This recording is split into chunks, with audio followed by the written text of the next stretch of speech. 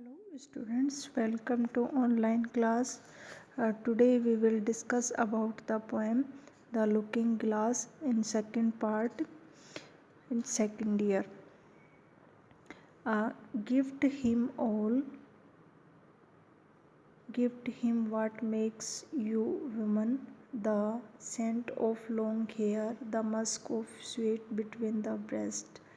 यहाँ पर देखिए जो गिफ्ट हिम ऑल का मतलब है surrender completely your self to man. Musk of sweat का मतलब है जो स्मेल ऑफ स्वेट, पसीने की जो गंध होती है, और प्रेस्ट का मतलब वक्स स्थल।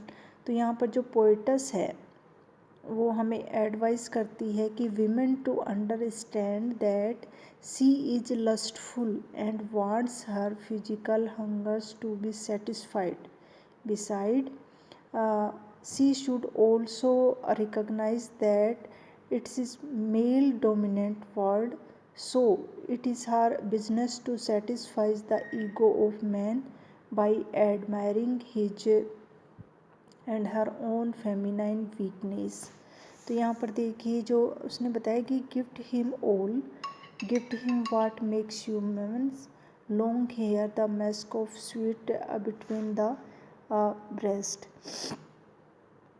तो यहाँ पर जो पोइटस है हमें ये एडवाइस करती है कि जो एक फिजिकली जो हंगर होता है उसको सेटिस्फाई करना चाहती है। इसके अलावा वो यह भी जानना चाहिए कि ये जो हमारा जो वर्ल्ड है वो मेल डोमिनेंट है, और इसका उद्देश्य ये कि जो मनुष्य की जो आत्मा है उसके जो पुरुष की प्रशंसा करके उसको संतुष्टि करें, या स्त्री होने के नाते हमें ये हमारी मतलब कमज़ोरी है।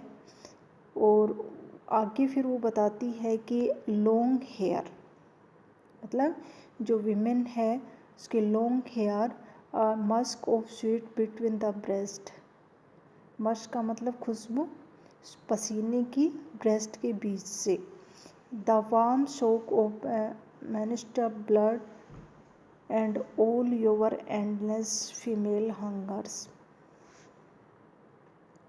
तो यहाँ पर ये बताया है कि आगे जो स्त्री पुरुष के सामने अपने आप को मतलब विशेष चीज़ें जैसे लंबे बालों की जो खुशबू है, या फिर उसके जो ब्रेस्ट के बीच के जो पसीने की जो खुशबू है, या फिर जो महामारी के समय उसका जो गर्म जो खून है, अपनी अंतहीन जो स्त्रीत्व है कि भूख आदि को देकर पूर्ण रूप से समर्पित करने देना चाहिए।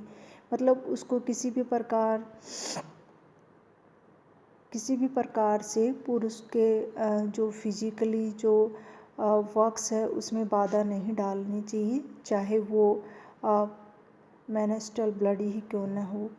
और उसके बाद उसने बताया है कि all endless female hunger, endless female hungers, ये जो अंत मतलब अंतहीन जो फीमेल जो स्त्रीत्व की जो भूख है उसको मतलब पूर्ण रूप से समर्पित कर देना चाहिए।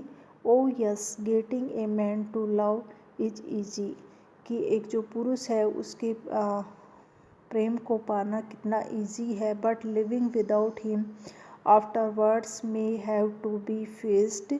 A living without life when you move around meeting strangers with your eyes that gave up their shirt, with the ears that hear only his last voice calling out your name, and your body which once under his touch had gleamed like burnished brass now dark and destitute।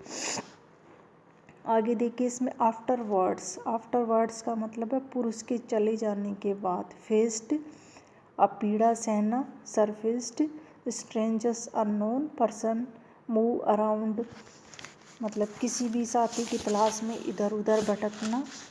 Lost voice प्रेमी की आवाज़ जो अब नहीं है, lost हो गई है। Calling out पुकारना। ग्लिम्ड का मतलब आनंद से चमकना।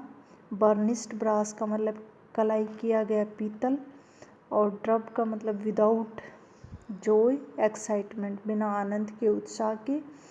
और डेस्टिट्यूट का मतलब हेल्पलेस और ब्लैकनेस।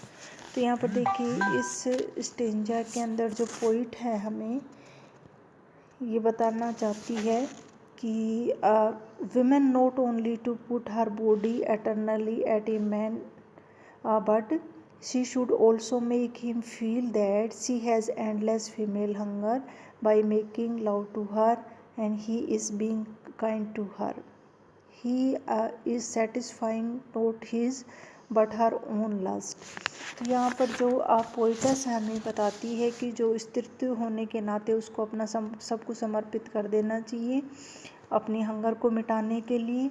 और उसके बाद वो कहती है कि पुरुष की आत्मा को और झूठे घमंड को सांत्वना मिलेगी क्या, कि जो एक स्त्री है वो किस प्रकार से लौकिक रूप से मतलब रखने में एक स्त्री को सदा एक आशा की जाती है, लेकिन इस आधार पर हम ये कह सकते हैं कि जो एक क्षणिक जो आनंद होता है इमोशनल का संबंध इससे नहीं होता, किंतु जो फीमेल है उसके जीवन पर्यंत दुख बना रहता है।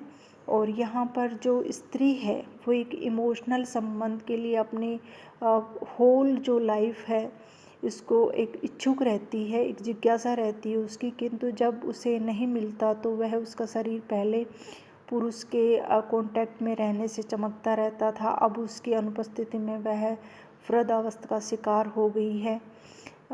तो ये सभी जो कमला दास है पोइटस है जैसी स्त्री की जो अस्त व्यस्तता का जो एक सीधा जो परिणाम हमें नज़र आता है इसमें कि ए लिविंग विदाउट लाइफ, कि उसके बिना उसकी कोई ज़िंदगी नहीं है। व्हेन यू मूव अराउंड, जब वह इधर उधर भटकती थी, मीटिंग स्ट्रेंजर्स, अजनबियों से मीटिंग करती, एंड योर आइज़, और उसकी आंखों में गेव अप देयर सर्च, ढूंढती उसके जो कान है वो सुनने के लिए मतलब केवल कि his last voice calling out, कि उसकी जो लास्ट है मतलब कहाँ विलुप्त हो गई है उसकी जो आवाज़, your name and body which under his touch and gleam, जिसके कारण उसकी जो बॉडी थी वो पहले टच करने से उसको चमक मिलती थी, लाइक बर्निश्ड ब्रास, जैसे कि पीतल की जो कलाई होती है, नाउ डार्क एंड डिस्टिट्यूट, जो